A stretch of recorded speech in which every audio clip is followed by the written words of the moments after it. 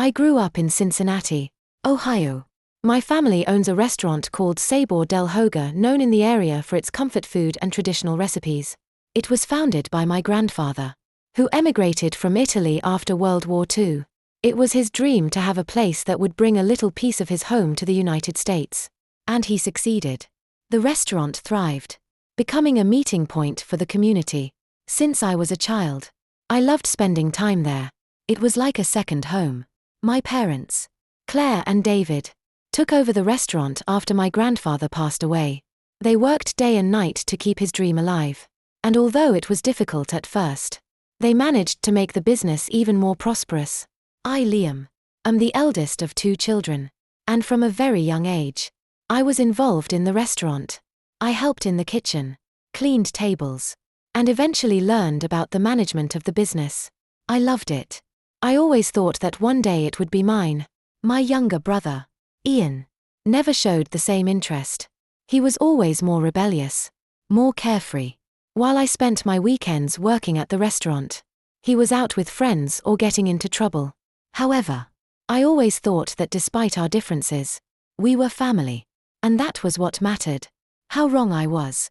6 years ago, when I was 28 and Ian was 24, my parents started talking about retiring. Their plan was for me to take over the business and for Ian to contribute in whatever way he wanted. Although my brother wasn't thrilled with the idea, he seemed to accept it at first. But little by little, I began to notice that he was behaving strangely. He avoided our family gatherings and barely spoke to me at work. Things reached a breaking point on the restaurant's 30th anniversary. It was a big celebration with regular customers, family friends, and some local reporters. Everything was going well until Ian asked for the floor during a toast. With a solemn look, he said, "This is difficult for me, but I think everyone has a right to know the truth." My heart sank. Ian began to pull out papers and talk about how I had supposedly been stealing money from the restaurant for years. He said he had discovered irregularities in the accounting books and suspicious movements in the bank accounts. He claimed that I was diverting funds to finance a secret lifestyle that I couldn't even afford. He showed bank statements that I had never seen before and documents that seemed to back up his story. To most of those present, it seemed like he had done his homework. I was paralyzed. I didn't know what to say. I tried to defend myself, explaining that none of it was true, that it must all be a mistake. But the more I spoke, the more I seemed to be lying. My parents looked at me as if they didn't know me. My mother, always so warm, had tears in her eyes. My father, on the other hand, was furious. "How could you do this? Liam, you are a disgrace to our family," he shouted at me in front of all the guests. They were silent, their eyes fixed on me. I felt like the ground was opening up beneath my feet. Ian, meanwhile, pretended to be heartbroken that he had had to reveal all this. "I hate being the one to say this," he said in a broken voice. But I couldn't keep quiet while Liam destroyed our family's legacy. After the event, my parents called me aside. There was no discussion, not even an attempt to hear my side of the story. They told me that I could no longer be part of the restaurant or the family until I could prove my innocence. How was I supposed to prove that I didn't do something that never happened? I tried to reason with them, to explain that it was all a setup, but they wouldn't listen to me. That same night, they told me I was fired and that I should leave the family home. Ian, of course, stayed. My parents gave him partial control of the business and began training him to take on more responsibilities. Meanwhile, I was left jobless, homeless, and with my reputation completely shattered. Worse, I felt betrayed by the people I loved most. During the following weeks, I tried to rebuild my life. I went to several lawyers to see if I could sue my brother for defamation, but none wanted to take the case. According to them, without strong evidence that the documents were false, it would be my word against his. And he had all the evidence on his side. What hurt me the most was not losing the restaurant but losing my family. Despite everything, I kept calling my parents, hoping that they would reconsider, that they would realize that it was all a lie. But each call ended the same way, with them telling me that I had to accept my mistakes and apologize if I wanted to be part of the family again. In the end, I gave up. I stopped calling them and started looking for work in another city. During the next few years, I moved away from everything I knew. I found a job in Chicago as a waiter and eventually saved enough to open my own small cafe. It wasn't the same as my family's restaurant, but it was mine. And that meant something. Still, the resentment was still there, like a wound that wouldn't heal. And then, a few weeks ago, I received an unexpected call. It was my mother, crying, begging me to come back. She said that things weren't good at home and that my father wanted to see me. But after everything that happened, how can I trust them again? That call from my mother took me completely by surprise. It had been almost 6 years since the last time I spoke to any of them. 6 years since they kicked me out of the house and the family life without even giving me a chance to defend myself.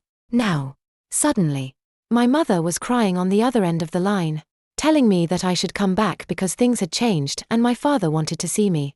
I'm not going to lie. At first I felt a pang of nostalgia and a glimmer of hope. Despite everything that had happened, they were my family. Right. But then the rage began to surge.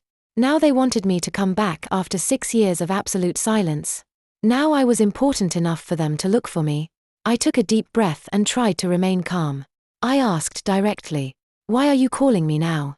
Mom, after everything you did, why should I even consider coming back?" There was an awkward silence before she finally replied, her voice breaking with tears. "It's your father. He's not well, Liam. He's had health problems for years. But now it's serious. He wants to see you. It's his last wish." That left me in shock. My father had always been a strong man, someone who rarely got sick. Knowing that he was on his deathbed, or at least close to it, disarmed me. But I also felt a sting of anger. Why now? Why did they wait until my father was on the verge of death to reconsider what they did to me? "What about Ian?" I asked, unable to contain my anger. "Is he still running the restaurant? Is he still the perfect son?" My mother hesitated before replying. "Liam, please, don't make this more difficult than it already is. We just want to see you. You don't have to talk to your brother if you don't want to." That confirmed what I already suspected.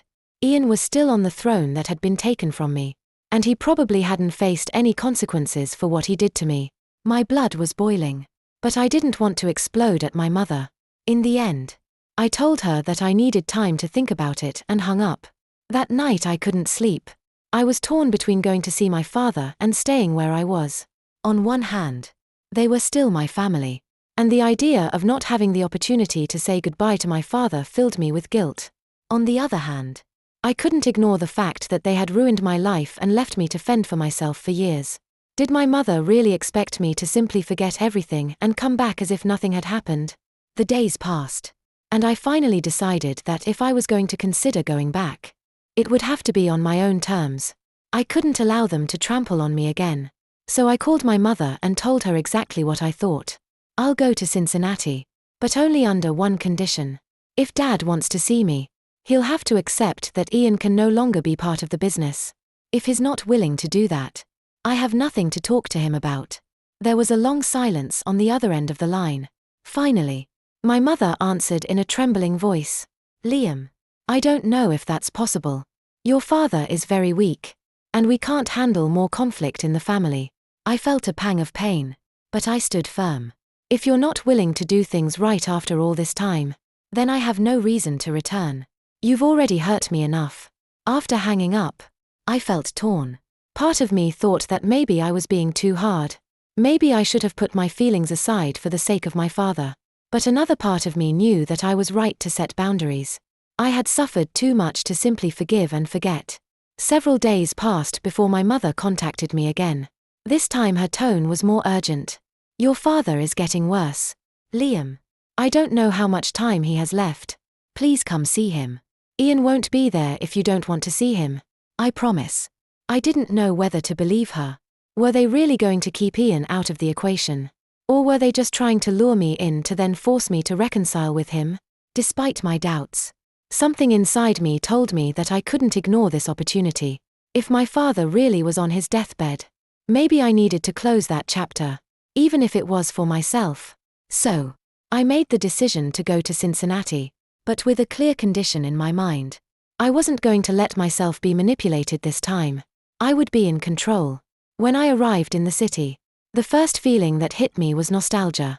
So many years had passed since the last time I saw my hometown. The restaurant. My old home. Everything was still there, although it felt strange, as if it belonged to another life.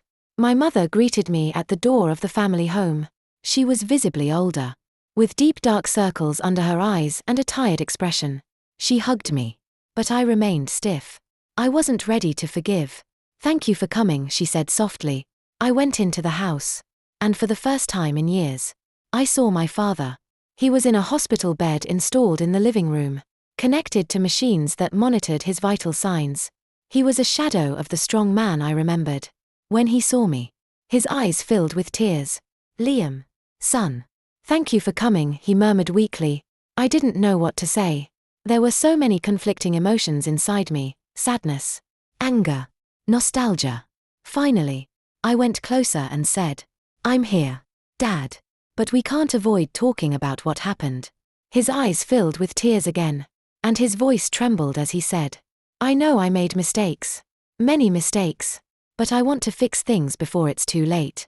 The atmosphere in the room was so heavy that I could barely breathe. My father, David, was lying in that hospital bed, which seemed to be consuming him. His face was pale and wrinkled, with dark circles so deep that they looked like permanent shadows. His voice, though weak, carried with it the weight of years of bad decisions. "I want to fix things," he said between gasps as he weakly squeezed my hand. I didn't respond immediately. My mother, Claire, was beside him, silent, with her eyes red from crying. The scene was heartbreaking, but I couldn't just forget everything that had happened. I had come here with a purpose, and I wasn't willing to deviate from it. "If you really want to fix things, Dad, let's be clear," I said, trying to remain calm. "All of this started because you trusted Ian and betrayed me without even giving me a chance to defend myself. For 6 years, I've lived with the consequences of that decision. What have you done in all this time to make amends?" My father closed his eyes as if my words were more painful than anything else he had faced. My mother tried to intervene, but I raised a hand to stop her. This was a moment between my father and me. He slowly opened his eyes and said, "I know I failed you. Ian presented me with evidence. Talked to some employees. Everything seemed so real at the time. I didn't want to believe it, but I didn't know how to handle it. And now you know how to handle it?"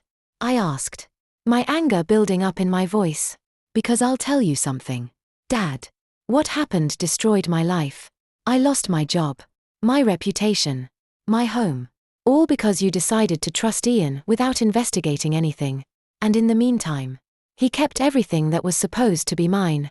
There was a deathly silence after my words. My father seemed to be struggling not only with his illness but also with the guilt that I was unearthing in front of him. Finally, he whispered, "I know, Liam. I know. There's no excuse for what I did. But now I'm here, asking your forgiveness. I want us to be a family again before it's too late." His plea left me cold. I didn't expect him to admit it so directly, but apologies were not enough. I had a wound that was too deep, and the only way to heal it was with actions, not words. I took a deep breath and said, "If you really want to fix this, there's only one way. Ian has to leave the business. There's no other option." The reaction was immediate. My mother let out a sigh of despair and shook her head. "Liam, please. You can't ask us that. He's your brother. You can't take everything away from him all at once." I looked directly at her, trying to maintain my composure. "All at once? Did you stop to think about what I lost? They took everything from me all at once. My entire life revolved around the restaurant. It was my legacy, my home, my future. And you let Ian destroy it. Now you're asking me to forgive, but you're not willing to do the right thing. If you're not willing to correct what you did, then this conversation is pointless." My father tried to intervene. "Son, please, listen to me. Ian isn't perfect. I know. But stripping him of the business now would be devastating. I don't know if he can handle it. And you think it wasn't devastating for me?" I replied, my voice rising for the first time. "He got away with it because you let him. If you want me to be part of this family again, you have to show me that you are willing to repair the damage you did. Because I'm not going to continue being second best while Ian continues to live the life that should have been mine." The conversation ended abruptly when my mother got up from the room, unable to withstand the tension.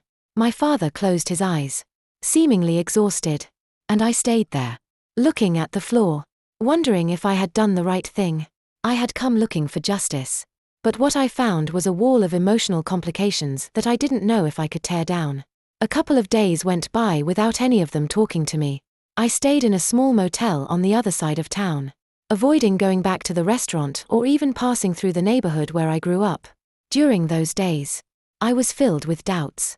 Was I being too hard? Should I just let everything go and accept that things would never be the way they were before? But every time I thought about it, I remembered the sleepless nights, the hunger, the humiliations, and the answer became clear: I couldn't give in. Finally, my mother called me and asked me to come back to the house to talk. She said that Ian wouldn't be there and that my father wanted to reach an agreement. I hesitated but accepted. When I arrived, my father was sitting in an armchair, a clear improvement compared to the hospital bed. He looked at me with a mixture of sadness and determination. "Liam," he began, "I've been thinking a lot about what you said. And although I know it's asking too much, I want you to consider working alongside Ian in the business. You are both my sons. And the last thing I want is for this family to be broken forever." I felt the anger begin to boil inside me again. "Dad, you say that as if you weren't the one who broke the family in the first place. Do you really expect me to work with someone who not only stole my place but ruined my life in the process?" My mother interceded. "Liam, we know it won't be easy, but don't you think it would be better to find a way to move forward together? Your father doesn't have much time, and this division between you two is killing him faster than any disease." The weight of her words fell on me like a slab. For a moment, I considered giving in, but something inside me resisted. I had sacrificed too much to simply accept a compromise that would only perpetuate the injustice. "I'm sorry," I said finally. "I can't do that. If Ian is still in the business, I won't be. This is my last word." The silence that followed was overwhelming.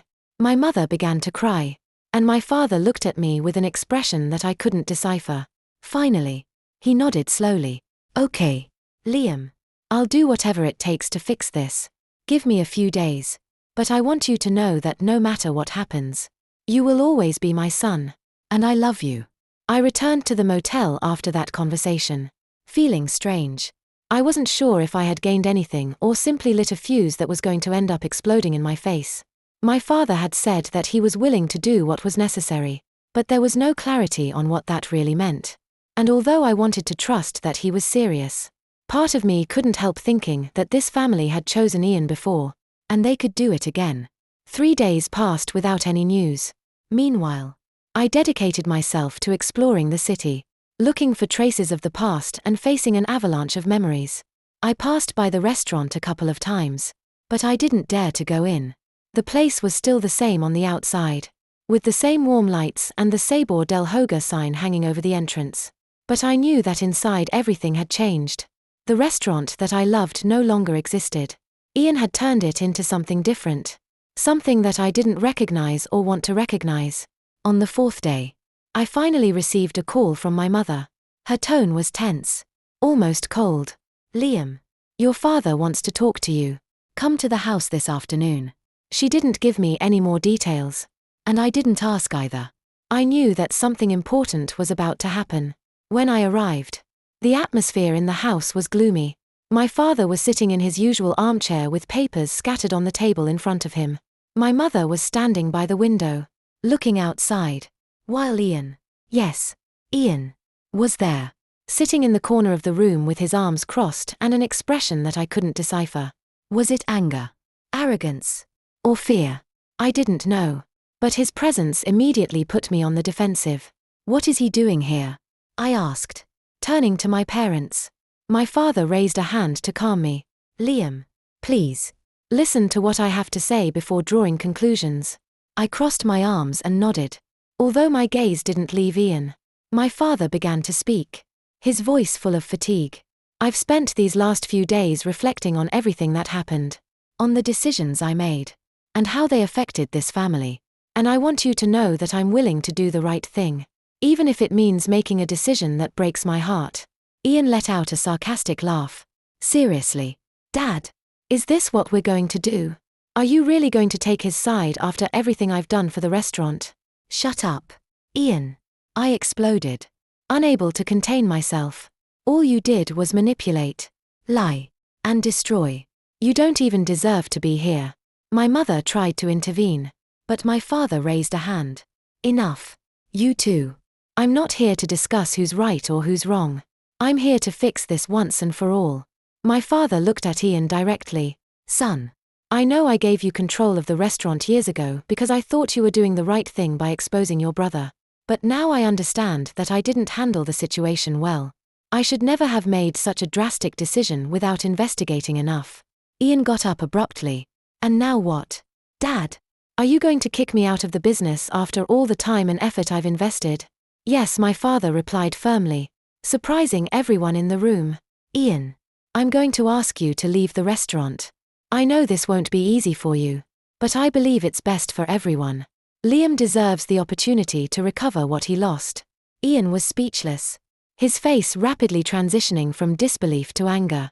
This is crazy. Are you really going to destroy me like this for him? He pointed at me with contempt. This isn't about destroying you, Ian, my mother said in a softer tone. It's about correcting a mistake that should never have happened. It doesn't mean we don't love you, but you have to understand that what you did was wrong. Ian laughed bitterly. So now I'm the perfect villain? You guys raised me. Remember? You taught me how to manipulate things in my favor, how to be the favorite. And now you're surprised that I did exactly that. His words surprised me. And for a moment, I thought my parents were going to back down. But my father maintained his stance. You may be right, Ian. We may have made mistakes in raising you, but that doesn't justify what you did. And now you have to face the consequences. Ian gathered his things and left the room, muttering something that I didn't manage to understand. The door closed with a bang, leaving an awkward silence behind. My father sighed and looked at me. Liam, this isn't going to fix everything overnight, but I hope it's a start. I want you to go back to the restaurant. Make it yours again. It's the least I can do for you. I remained silent, processing what had just happened. Part of me wanted to accept immediately, but another part was full of doubts.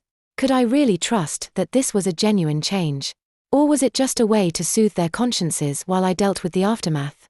Finally, I replied, I'm going to need time to think about it. This isn't something I can decide right away. My father nodded, his face full of weariness and remorse. Take the time you need. Son, I just want you to know that no matter what happens, I love you. And I'm proud of you. That night, I returned to the motel, feeling strange. I wasn't sure if I had won anything or simply lit a fuse that was going to end up exploding in my face. My father had said that he was willing to do what was necessary, but there was no clarity about what that really meant. And although I wanted to trust that he was serious, part of me couldn't stop thinking that this family had chosen Ian before, and they could do it again. 3 days passed without any news. Meanwhile, I dedicated myself to exploring the city, looking for traces of the past and facing an avalanche of memories. I passed by the restaurant a couple of times, but I didn't dare to go in. The place was still the same on the outside, with the same warm lights and the Sabor del Hogar sign hanging over the entrance. But I knew that inside everything had changed. The restaurant that I loved no longer existed. Ian had turned it into something different. Something that I didn't recognize or want to recognize. On the 4th day, I finally received a call from my mother. Her tone was tense, almost cold. Liam, your father wants to talk to you. Come to the house this afternoon. She didn't give me any more details. And I didn't ask either. I knew that something important was about to happen. When I arrived, the atmosphere in the house was somber. My father was sitting in his usual armchair, with papers scattered on the table in front of him. My mother was standing by the window, looking outside, while Ian, yes, Ian, was there, sitting in the corner of the room with his arms crossed and an expression that I couldn't decipher. Was it anger, arrogance, or fear? I didn't know. But his presence immediately put me on the defensive. What is he doing here? I asked, turning to my parents. My father raised a hand to calm me. Liam, please, listen to what I have to say before drawing conclusions. I crossed my arms and nodded. Although my gaze didn't leave Ian, my father began to speak, his voice full of fatigue. I've spent these last few days reflecting on everything that happened, on the decisions I made, and how they affected this family. And I want you to know that I'm willing to do the right thing, even if it means making a decision that breaks my heart. Ian let out a sarcastic laugh. Seriously, Dad? Is this what we're going to do? Are you really going to take his side after everything I've done for the restaurant? Shut up, Ian. I exploded, unable to contain myself. All you did was manipulate, lie, and destroy. You don't even deserve to be here. My mother tried to intervene, but my father raised a hand. Enough. You two. I'm not here to discuss who's right or who's wrong. I'm here to fix this once and for all. My father looked at Ian directly. Son, I know I gave you control of the restaurant years ago because I thought you were doing the right thing by exposing your brother. But now I understand that I didn't handle the situation well. I should never have made such a drastic decision without investigating enough. Ian got up abruptly. And now what? Dad, are you going to kick me out of the business after all the time and effort I've invested? Yes, my father replied firmly, surprising everyone in the room. Ian, I'm going to ask you to leave the restaurant. I know this won't be easy for you, but I believe it's best for everyone. Liam deserves the opportunity to recover what he lost. Ian was speechless, his face rapidly transitioning from disbelief to anger. This is crazy. Are you really going to destroy me like this for him? He pointed at me with contempt. This isn't about destroying you, Ian, my mother said in a softer tone. It's about correcting a mistake that should never have happened. It doesn't mean we don't love you, but you have to understand that what you did was wrong. Ian laughed bitterly. So now I'm the perfect villain? You guys raised me. Remember? You taught me how to manipulate things in my favor, how to be the favorite. And now you're surprised that I did exactly that. His words surprised me. And for a moment, I thought my parents were going to back down, but my father maintained his stance. You may be right, Ian. We may have made mistakes in raising you, but that doesn't justify what you did. And now you have to face the consequences. Ian gathered his things and left the room, muttering something that I didn't manage to understand. The door closed with a bang, leaving an awkward silence behind. My father sighed and looked at me. Liam, this isn't going to fix everything overnight, but I hope it's a start. I want you to go back to the restaurant. Make it yours again. It's the least I can do for you. I remained silent, processing what had just happened. Part of me wanted to accept immediately, but another part was full of doubts. Could I really trust that this was a genuine change? Or was it just a way to soothe their consciences while I dealt with the aftermath? Finally, I replied, I'm going to need time to think about it. This isn't something I can decide right away. My father nodded, his face full of weariness and remorse. Take the time you need, son. I just want you to know that no matter what happens, I love you. And I'm proud of you. That night, I went back to the motel, unable to sleep. I had gotten what I wanted, justice. Or at least something like it, but it didn't feel like a victory. There were too many years of pain and resentment accumulated, and I wasn't sure if I could leave them behind. I spent the whole night tossing and turning in the motel bed, unable to fall asleep. I had fought for years to get to this moment, to finally recover what was rightfully mine. But now that I had it in front of me, I didn't know if it was enough. There was something deeply heartbreaking about all of this. On one hand, I wanted to accept what my father was offering and go back home, to the restaurant that was once my life. On the other hand, I couldn't ignore the weight of the lost years, the humiliations, and the emptiness they had left in my life. The next day, I woke up to the sound of my phone. It was a text message from my mother. Your father wants to see you. Please come soon. He's worried. Her words were clear, but there was no tone in the text.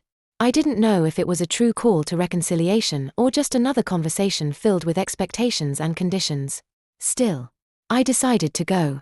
When I arrived at the house, the atmosphere was different. Ian wasn't there, and the house was quieter than I remembered. My mother greeted me with a cup of coffee and a smile that seemed forced. My father was in his armchair, visibly more tired than the last time I saw him. Thank you for coming, Liam, he said in a barely audible voice. I sat down in front of him, waiting for him to start talking. For a moment. He remained silent as if he was trying to gather the right words. Finally, he said, I know I failed you as a father. I know that what we did was wrong. And I want you to know that I am deeply sorry. Not only for what we did to you but also because I let ambition and pressure cloud my judgment. I kept looking at him, trying to decide if those words were sincere or simply another strategy to calm me down. And what about Ian? I asked, breaking the silence. Is he really out of the restaurant? Or is this just temporary until things calm down? My father shook his head. It's not temporary. I talked to him after he left that night. And I made it clear that he couldn't continue being part of the business. It wasn't an easy conversation. But he understood that this was a consequence of his actions. Although he's still upset, I hope that someday he can also find a way to forgive and move on. For the first time in years, I felt that my father was being genuine with me. There were no excuses, no defenses, only an acceptance of reality. But even with that, I couldn't ignore everything that had happened. And what about the restaurant now? I asked. What do you expect me to do with all this? My father sighed deeply, as if he was carrying a weight he couldn't bear. I want you to get it back, Liam. It was always yours. And it always should have been. I want you to take the reins and grow it as I know you can. But I'm not asking you to forget what happened. I just hope that you can find a way to move forward. My emotions were conflicting. Part of me wanted to accept immediately and go back to the restaurant. But another part knew that doing so would mean facing ghosts of the past that I hadn't yet fully processed. I decided to take some time to reflect. I went back to the motel. But this time I didn't feel trapped. I knew that I had the power to decide. That for the first time in years, things were under my control. During the following days, I went back to the restaurant. This time as a customer. I sat in a corner, watching how the place worked without anyone recognizing me. The staff was new. The menus were different. But there was something in the atmosphere that was still familiar. It was as if the walls held the memories of what it once was. While I was there, an older woman, probably a regular customer, approached me. It's been years since I've seen you around here, she said with a warm smile. You were the older son. Right. You were always working in the kitchen when I came. Her comment surprised me. I nodded and smiled but didn't know what to say. Yes. That's me, I said finally. She looked at me curiously. This place isn't the same without you. I don't know what happened. But I always thought you were the soul of the restaurant. Her words resonated with me. I had spent so much time moving away from everything, trying to rebuild my life away from Cincinnati, that I never stopped to think about what I had really left behind. The restaurant wasn't just a business. It was part of my identity. Something that I had lost when my family turned their backs on me. That night, I went back to my parents' house. My mother opened the door, clearly surprised to see me. Liam, is everything okay? She asked nervously. I nodded. I need to talk to Dad. My father was in his armchair as always, but this time he seemed calmer. I sat down in front of him and said, I accept. I'll go back to the restaurant. But if I'm going to do it, I need everyone to understand something. This isn't an immediate forgiveness. There are still wounds that need to heal. And I'll need time. But I'm willing to try. My father nodded slowly, his face lighting up. That he was recovering something he had lost long ago. My father was still struggling with his health. But he was there, supporting me in everything he could. My mother was more present than ever. And although my relationship with them still had its ups and downs, I felt that we were finally on the right path. As for Ian, he moved to another city and started his own business. We haven't spoken since he left the restaurant. And maybe that's for the best. There are things that simply can't be fixed. And I'm at peace with that.